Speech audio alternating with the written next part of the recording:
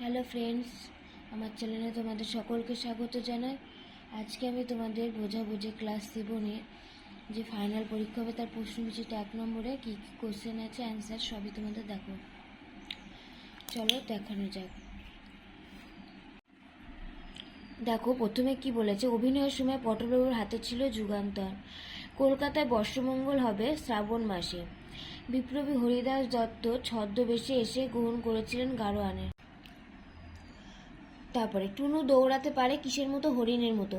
Punishment sell কোথায় ছিল? দেখো, কাশির জেলের পানিশমেন্ট সেলটি মাটির তলায় অবস্থিত ছিল। সেখানে একটি মাত্র দরজা ছিল, কিন্তু আলো বাতাস প্রবেশ করার জন্য আর কোনো দরজা ছিল না।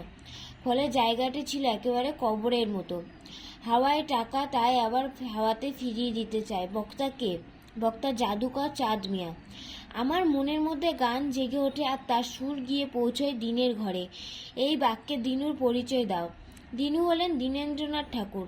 তিনি রবীন্দ্রনাথের বড় দাদা দ্বিজেন্দ্রলালের পুত্র। সেই অর্থে তিনি হলেন রবীন্দ্রনাথের নাতি। রাস্তায় ক্রিকেট খেলা গল্পে বৃষ্টি কোন দেশে যেতে বলা হয়েছে? বৃষ্টিকে। রাস্তায় ক্রিকেট খেলা গল্পে বৃষ্টিকে স্পেনে যেতে বলা হয়েছে। এদের সকলেরই মাথায় অনেক হাজার টাকার হুলিয়া ছিল। হুলিয়া শব্দের অর্থ কি? এদের আশ্রয়দাত্রী কে ছিলেন? হুলিয়া শব্দের অর্থ হলো পলাতক আসামিকে গ্রেপ্তার করার জন্য তার চেহারার বর্ণনা। এদের আশ্রয়দাত্রী ছিলেন ননিবালা দেবী। ইনি যিনি ছিলেন সম্পর্কে অমরেন্দ্র চ্যাটার্জির পিসি। আর সর্বনাশ হলো দেখছি। সর্বনাশের কারণ কি? দুপক্ষের খেলোয়াড় মাঠে না আসায় তারা বটগাছের তলায় তৈরি হচ্ছিল। গ্রিন ক্যাপ্টেন যখন দেখলো খেলার 15 মিনিট বাকি, তখন কেউ সমরেশ ফিরল না। তাই ছিল সর্বনাশের কারণ। রাস্তায় ক্রিকেট খেলা গল্পটির আমরা কে কবে এই গল্পটির মোট কিশোর চরিত্র আছে? রাস্তায় ক্রিকেট খেলা গল্পটি তর্জমা করেন হচ্ছে মাইকেল অ্যান্টনি। এই গল্পে 3টি কিশোর চরিত্র আছে। সকলের সাফল্য জড়িয়ে নাটকের সাফল্য। কে কাকে কথা বলেছিলেন? কোন প্রসঙ্গে কথা বলা হয়েছে? গগন পাকরাশি পটলবাবুকে এই কথা বলেছিলেন। পটলবাবু জেনেছেন থিয়েটারে কাজ হলো 5 জনে মিলেমিশে কাজ।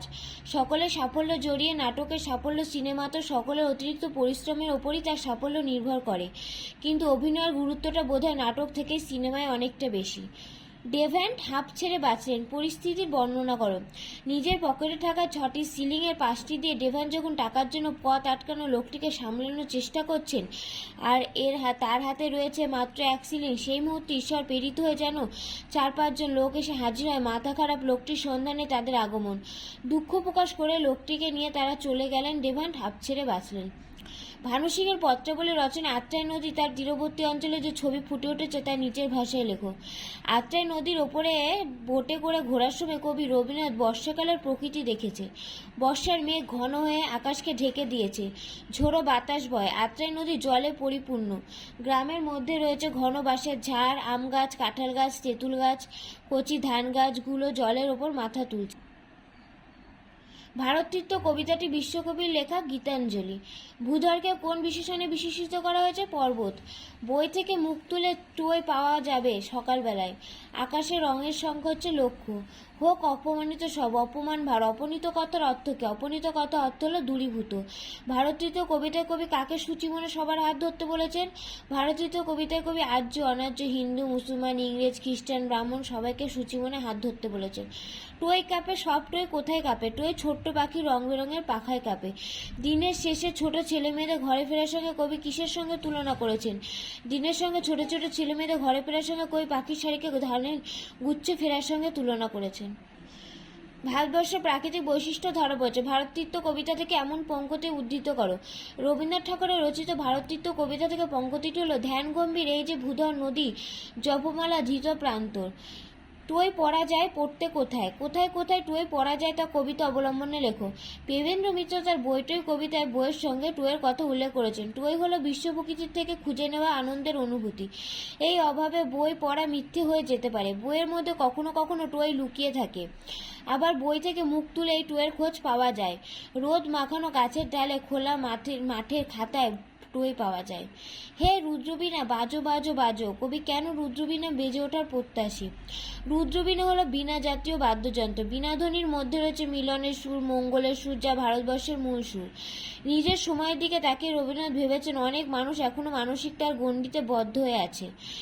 ভারতবর্ষের সঙ্গে তার কোনো সংযোগ নেই, ঘৃণার কারণে তারা নিজেদের সরিয়ে রেখেছেন। কবি এইসব মানুষের প্রতি করুণা দয়া অনুভব করেছেন। কবি জাতি ধর্ম নির্বিশেষে সকলকে এক হতে হবে, তাই কবি রুদ্রবীণার মঙ্গলসূত্রে সবাইকে এক করতে চেয়েছেন। আমরা কি আর দেখতে পাবো ভাবছো? কাদের মধ্যে এই সংশয়? তারা কি বিশেষ বিষয়ে সংশয় প্রকাশ করেছে? কেন তাদের মধ্যে সংশয় তৈরি হয়েছে? আমরা কি আর দেখতে পাবো ভাবছো? ছোট ছোট ছেলেদের মধ্যে এই সংশয়। ছোট ছোট ছেলেরা খেলার মাঠ থেকে বাড়ি ফিরতে বাধ্য হয়, তাই তাদের মন খারাপ। তাদের পক্ষে আকাশে অসংখ্য রঙের ছটা দেখার সুযোগ নেই। প্রকৃতির সঙ্গে অনিচ্ছা সত্ত্বেও এই বিচ্ছেদ তাদের মধ্যে দুঃখ জাগায়। সন্ধে নামার সঙ্গে সঙ্গে সূর্য অস্ত যায়, কিন্তু যাওয়ার সময় তার রঙের ছটায় চারিদিকে রাঙিয়ে দেয়। তৈরি হয় লক্ষ্য রঙের দৃশ্য। এ যেন রঙের বাক্সে সাজানো অসংখ্য রং দিয়ে আঁকা। ঈশ্বর যেন সে রং নিয়ে খেলা তৈরি করে। আমার শনিতে রয়েছে ধ্বনিতে তাই বিচিত্র সুর। কোন সুরের কথা বলা হয়েছে তাকে বিচিত্র বলার কারণ কি? কেনই বা সে সুর কবির রক্তে ধ্বনিত হয়? রবীন্দ্রনাথ ঠাকুর রচিত ভারতীয় কবিতায় ভারতবর্ষের সংস্কৃতি যেসব মিলনে গড়ে উঠেছে তাকে বিচিত্র সুর বলা হয়েছে। কবি ভারতবর্ষের জাতীয় সুরকে বিচিত্র সুর বলেছেন। তিনি লক্ষ্য করেছেন যে অতীতে শক, হুক, পাঠানের মতো বিদেশি শক্তি এদেশে এসেছে, কিন্তু এদের কেউ নিজস্ব শক্তি জীবনযাত্রা ধরে রাখতে পারেনি। ওই বিদেশি শক্তিগুলি ভারতে থাকতে থাকতে ভারতে উঠে উঠেছে, তাই একে বিচিত্র বলা। কবি রবীন্দ্রনাথ নানা জাতি নানা ধর্মে ভারতবর্ষের সন্তান, তাই তিনি বিশ্বাস করেন যে তার নিজের ধর্মনীতিতেও প্রবাহিত হয় ভারতবর্ষের বিচিত্র সুর। দিন শেষে যখন সন্ধ্যা নামে তখন প্রকৃতির ক্যানভাসে কোন প্রাকৃতিক পরিবর্তন চোখে পড়ে তা দিন ফুরালে কবিতা অবলম্বনে লেখো। দিন শেষে যখন সন্ধ্যা নামে তখন প্রাকৃতিক নানা পরিবর্তন দেখা যায়। পাখিরা ধানক্ষেত থেকে নিজের বাসায় ফেরে, ছোটরা নিজেদের ঘরে ফিরতে বাধ্য হয়। বাইরে পৃথিবীতে তখন সুন্দর দৃশ্য, চাঁদ ওঠে, সূর্য অস্ত যায়, আলোর ঝিকিমিকি পাখিদের ঘরে ফেরে, এইসব কিছু দিন ফুরলো কবিতায় চোখে পড়ে। সন্ন্যাটিকে স্কুলে কি গান গেয়েছিল? ফুলকলি আসে অলি গুনগুন গুঞ্জনে। সং লটারিতে কত টাকা পেয়েছিল? সং লটারিতে 5,000 টাকা পেয়েছিল। গাছঘরে সোনাটিয়ার জন্য কি রেখেছিল? গাছঘরে হোটেলওয়ালা সোনাটিয়ার জন্য নতুন জামা ও চুল বাঁধা সাদা ফিতে কিনেছিল। মাকুকে কোথায় পাওয়া গিয়েছিল? তাকে সোনাটিয়া খুঁজছিল কেন? সোনাটিয়া ঘন বনের মধ্যে মাকুকে পেয়েছিল। সোনাটিয়া মাকুকে খুব ভালোবাসে। তাছাড়া সার্কাসের জানোয়াররা জোলাপ খেয়ে নেতিয়ে পড়ায় সবাই ঠিক করে যে মাকুকে খুঁজে বার করতে হবে, কারণ মাকু বিভিন্ন খেলা দেখে বাজিমাত করে দিতে পারে, তাই মাকুকে খোঁজা। সর্বনাশ হয়ে গেছে। কে কি সর্বনাশ করেছিল? সং জানোয়ারদের ভিটামিনের বদলে ভুল করে কড়া জোলাপ খাইয়ে দিয়েছিল। সোনাটিয়া কিভাবে তার বাড়ির লোকদের সঙ্গে বাড়ি ফিরতে পারলো? মাকুকে কাঁদানোর পর টিয়াকে নিয়ে সকলে ফিরে আসে বটতলার হোটেলে। সেখানে হোটেলওয়ালা রান্না শেষ করেছেন সোনাটিয়ার মামুনি। তার মা বাবা তাদের দিকে ছুটে আসে। জানা গেল পুলিশে চাকরি করা তাদের পিসেমশাই টিয়া কালিয়ার বনে জীবনকার সময় তাদের আসার খবর পেয়েছিলেন। শেষ পর্যন্ত সব সমস্যা মিটে যাওয়ার ফলে সকলে বটতলা খাওয়া দাওয়া শুরু করলো। তারপর সার্কাস দেখার পাশ পাওয়ায় তারা বাড়ির পথ ধরল। পোস্ট অফিসে পিয়ন কী খবর আনছিল সেই খবর শুনে সেখানে কেমন পরিস্থিতি তৈরি হয়েছিল আলোচনা করো। পোস্ট অফিসে পিয়ন লটারি জেতার খবর এনেছিল। সংস্থা লটারিতে পাওয়া টাকা ঘড়িওয়ালাকে দেবে, যাতে সে তার ম্যানেজারকে তা দিতে পারে, কারণ মাকুর সৃষ্টি পেছনে রয়েছে ম্যানেজার। তার গুদামে পুরানো লোকের কলকবজা, যার দাম 5,000 টাকা। এই কথাটা শুনে সবাই জেনে যায় যে সরাইখানার মালিক আসলে নোটো মাস্টার। সেও এতদিন যা আয় করেছে তাতে খরচ মিটে যাবে। যে শব্দকে বিশ্লেষণ করা যায় না তাকে বলে সাধিত শব্দ। কোনটি ঠিক নয়? গোপ, যুক্তি, গতি। সম্বন্ধপদ ও সম্বোধন পদকে বলে অকারক। করেন বিপ্রাসের উদাহরণ হলো হাতে হাতে কাজটা সেরে ফেলো, আমি তোমায় একটি বই কিনে দেবো। কর্তিকারক, হাত যোগা, হাতা। এটি তদ্ধিত প্রত্যেকটি বিষয়ধারণ উদাহরণ। ছেলেটি অঙ্ক কাছে, এক কথা বয়স্ক উভয় পাশে বিকশনের বিধি। বাগধারা প্রয়োগ, গড্ডলিকা প্রভা। গড্ডলিকা প্রভাকে নিজেকে ভাসিয়ে দেওয়া ঠিক নয়। বাক্য প্রয়োগ করে বিধি ও কর্মের উদাহরণ দাও। দেবতার মোরা আত্মীয় জানি।